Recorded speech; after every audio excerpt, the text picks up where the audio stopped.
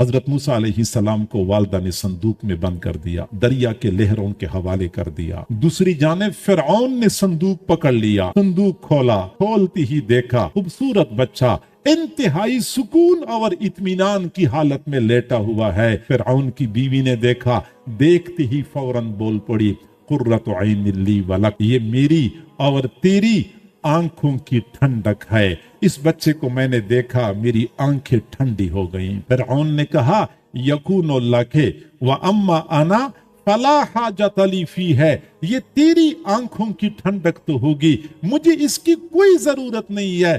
فرعون کی بیوی نے کہا، میری آنکھوں کی ٹھنڈک ہے۔ فرعون نے کہا، مجھے کوئی ضرورت نہیں ہے۔ بعد میں حضرت موسیٰ علیہ السلام بڑے ہو گئے، نبوت مل گئی، فرعون کی بیوی کو اللہ نے ایمان عطا فرمایا، فرعون ایمان سے محروم چلا گیا۔ نسائی شریف کی روایت ہے، حضور صلی اللہ علیہ وسلم نے فرمایا، لو اقر فرعون بأنه قرۃ عین لہ کما اقرت به امرأته لہداہ اللہ به کما ہدا به امرأته۔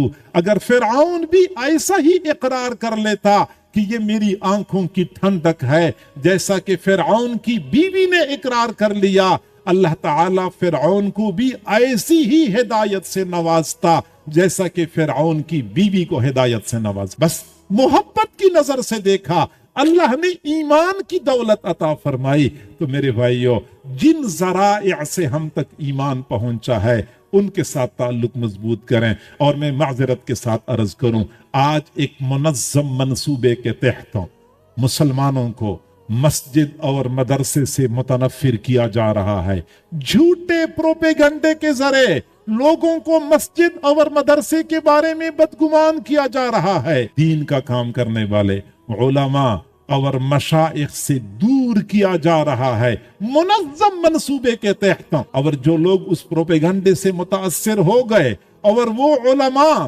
دین کا کام کرنے والوں سے کٹ گئے، پھر ان کا ایمان خطرے میں پڑ جاتا ہے، اور جو جڑے رہے ان کے ساتھ تعلق کی بدولت اللہ تعالیٰ ان کی ایمان کو محفوظ کر دیتا ہے۔ لہٰذا آپ حضرات سے میری گزارش ہے کہ دین کا کام کرنے والے ہیں، کسی بھی جماعت میں ہیں، کہیں پہ بھی ہیں، ان کے ساتھ تعلق مضبوط رکھیں، مسجد کے ساتھ، مرکز کے ساتھ، خانقاہ کے ساتھ، مدرسے کے ساتھ اپنا تعلق مضبوط رکھیں۔